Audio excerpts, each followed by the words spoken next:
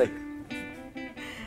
En el programa de hoy estamos hablando de comunicaciones y en el bloque anterior empezamos a hablar del celular, pero el celular realmente es una revolución. A mí me parece alucinante cuando recuerdo que antes vivíamos perfectamente sin celulares y no pasaba nada. Y ahora es casi imposible pensar en no tener un celular, ¿no? Y quien se lo olvida en casa está angustiadísimo, se siente incomunicado. Sí, ¿no? Es genera una serie de paranoias, ¿no? Sí.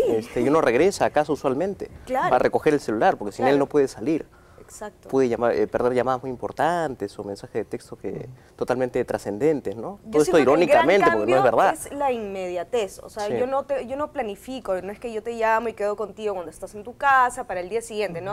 Todo es ahorita. Sí, claro. ¿no? Pero hemos pasado desde, digamos, cuando hemos revisado cronológicamente el tema de los medios, el asunto de la jerarquización de los mensajes, ¿no? La cantidad de información, al ser los medios disponibles limitados, tenía que ser realmente importante. Hoy día hay una suerte de bulimia o de gula mediática donde todo el mundo puede escupir información simplemente, ¿no? Sí.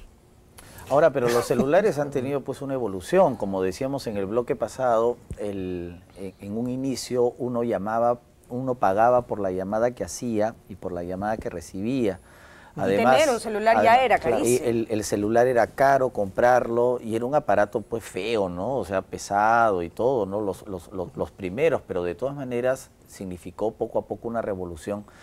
Tú mencionabas, Eduardo, que hubo una ley por la cual uno solamente pagaba por las llamadas que hacía y por lo tanto uno podía comprarse un celular, no hacer muchas llamadas, pero te podían llamar y por lo tanto ya podías estar relativamente comunicado. Pero definitivamente el celular pues comenzó a democratizar la telefonía en el Perú, ¿no? O sea, el teléfono fijo como que fue pasando un poco a segundo plano al celular, ¿no? Y hoy día hay mucho más celulares que teléfonos fijos, Claro, antes de tener un ciertamente. teléfono fijo decides tener un celular, ¿no? Eso ha pasado, digamos, en todos los países con poca infraestructura.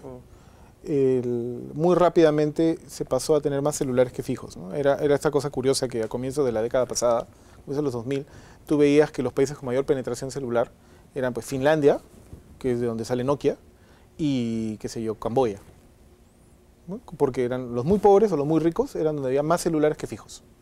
Ahora ya la norma es que todos los celulares, en todos los países del mundo los celulares sean los que más se venden, ¿no? Los que tienen mayor penetración. Y eso también lo demuestra el aumento del número, ¿no? Porque antes tenían menos números y han tenido que ir aumentando números por la cantidad de demanda. Y al mismo tiempo eso es una señal de que ha desaparecido incluso la noción de mercados locales, ¿no? O sea, en el Perú ahora el celular es el mismo sistema en todo el país. Entonces llamar a la esquina o llamar a Iquitos es lo mismo. Claro. Ahora, pero todavía nos falta, por ejemplo, lo que ocurre en otras zonas del mundo, en que, por ejemplo, si tú estás en Europa, tú puedes usar un celular si te mueves de país y la tarifa prácticamente es la misma. En cambio, aquí, si tú sales del Perú, ya viene el asunto del roaming y todas estas cuestiones. Pero lo interesante del celular es que el celular ya dejó de ser un teléfono. Antes el celular era un teléfono. Claro. Ahora la gente usa el celular, yo veo a los chicos, para escribir. O sea, no hablan mucho por el celular. El celular lo utilizan para escribir, ¿no? En general es una característica de todos los medios, ¿no? Lo que McLuhan ya había dicho en los 60, los medios se reinventan y van asumiendo características de otros medios. Entonces un celular para lo último que sirve es para hacer llamadas, ¿no? Claro. Tiene televisor incorporado, tiene internet, cámara de fotos, etcétera, etcétera. Entonces ya no hay que pensar en el celular pues como un simple teléfono. Antes quizás lo era, pero ahora es una herramienta múltiple y cada vez más va a ser, digamos, más sofisticado.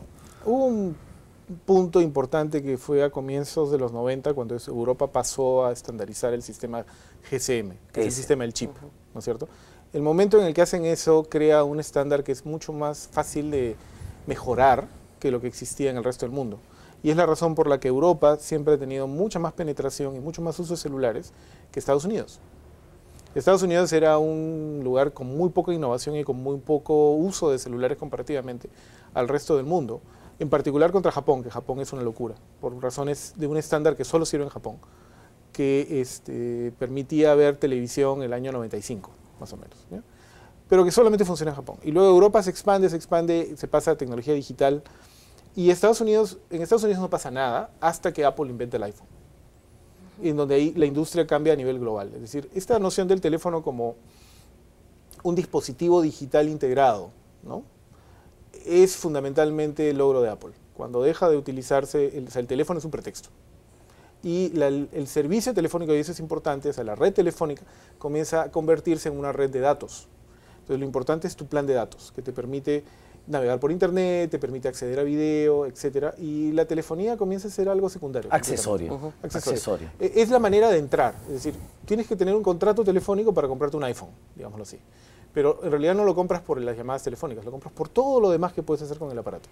Y el peligro de eso también es lo que sucede ahora, que se sacrifica las relaciones personales, o sea, el ir a un restaurante y ver a una familia donde todos están con su aparato escribiendo y ya no se interrelacionan. Por eso es que el celular, o sea, cada vez la gente es más dependiente del celular justamente por lo que estamos hablando, porque el celular es más que un teléfono.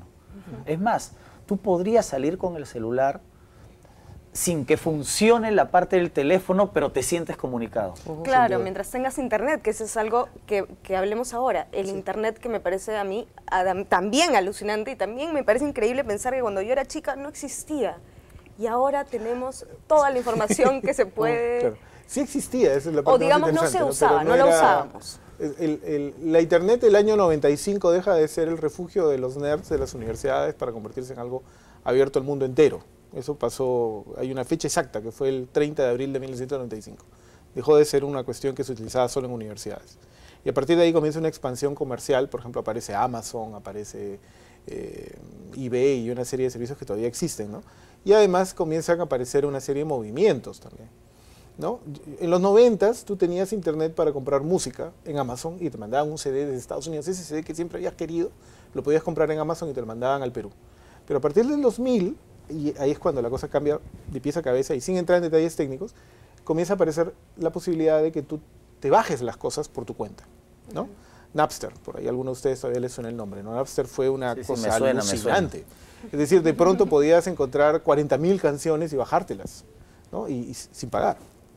Y ahí ese es un cambio impresionante. Es decir, tú le preguntas ahora a los jóvenes, a los chicos de 15, 20 años, ¿no? Y la noción de pagar por la música es una... porque hay que pagar, ¿no? Entonces, y ese cambio es profundo, ¿no?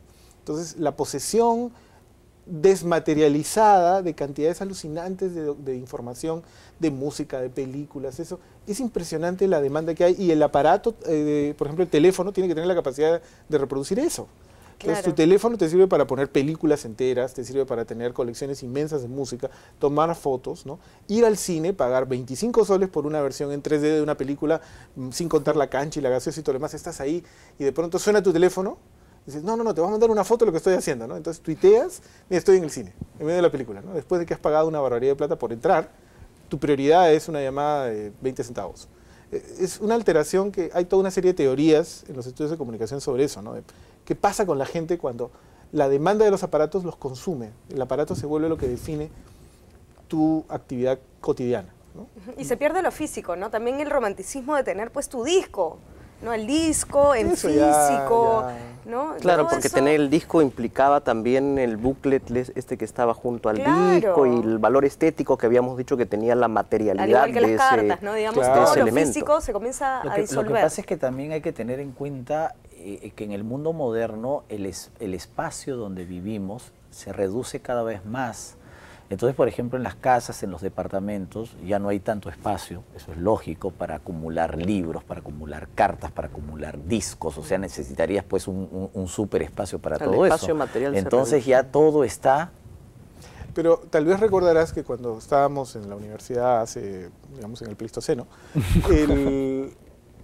¿cuánto era pues una colección grande de música, ¿no? Tú decías, este pata tiene 200 discos. Claro. ¡200 discos! ¿Cómo hace para tener 200 discos? Ahora los tienes en un aparatito. Claro, ahora es más, ya incluso ni siquiera tienes que tenerlo en un aparatito. Hay servicios de nube, como se llama ahora, en los cuales toda tu música puedes tener 25.000 canciones. Y tus archivos, todos tus archivos personales, tus trabajos los puedes tener en esa nube. Pero lo que trae un cambio también en el consumo ligado a que ya uno no baje los álbumes completos o los tenga, sino solamente canciones, ¿no? Entonces eso cambia también el concepto de quien produce los discos, por ejemplo. Claro. Entonces tú puedes tener todo sin tenerlo. Exactamente. Y entonces, claro, lo único que necesitas es tener un buen dispositivo para recibirlo. y pagarle a una empresa de telecomunicaciones, ¿no?, que originalmente era la empresa de correos y telégrafos en Europa en algún momento y luego se convirtió en la compañía telefónica y luego se convirtió en un conglomerado global, que es la única que realmente gana con todo esto, que es a la cual le tienes que pagar mensualmente para tener el mejor ancho de banda posible para poder acceder a todas estas cosas. Una pregunta a cualquiera de los dos. Hay mucha gente que se pregunta, ¿dónde está el disco duro de Internet? O sea, ¿dónde se guarda toda esa información que existe? ¿Dónde está físicamente esa información? No hay muchos lugares, ¿no? Hay un sitio en las afueras de Nueva Jersey que alquila espacio a un montón de compañías. O sea, Amazon, Apple, Microsoft alquilan ahí. Son como inmensas zonas industriales llenas de almacenamiento, de granjas de discos, como se le llama. Ahora, normalmente una gran empresa no tiene una granja, tiene varias, desparramadas por todo el mundo, que automáticamente, utilizando conexiones de alta velocidad, copia la data. De tal forma de que si cae una bomba atómica en Nueva Jersey, el centro de datos que queda en Bahrein se puede seguir utilizando, ¿no? Cosas así. Y otras empresas... Pero existe físicamente el pero disco. no hay uno, supuesto, claro. no hay uno. Ese es el punto. O sea, no hay un disco duro, no hay un solo sitio. Internet es un sistema distribuido. Lo más parecido a un sitio de Internet son los 3 índices centrales de nombres de Internet. Sin entrar en mucho dato técnico, es como una suerte de inmensa guía telefónica en tiempo real. Hay 15 y hay 3 que son los más importantes, que si se desactivan podrían desequilibrar el funcionamiento de Internet, que están 2 en California y 1 en Francia. Esos son los más críticos, pero son guías telefónicas, no son datos. Los datos están distribuidos en muchos sitios. Bueno, tenemos que irnos a un pequeño corte y ya regresamos.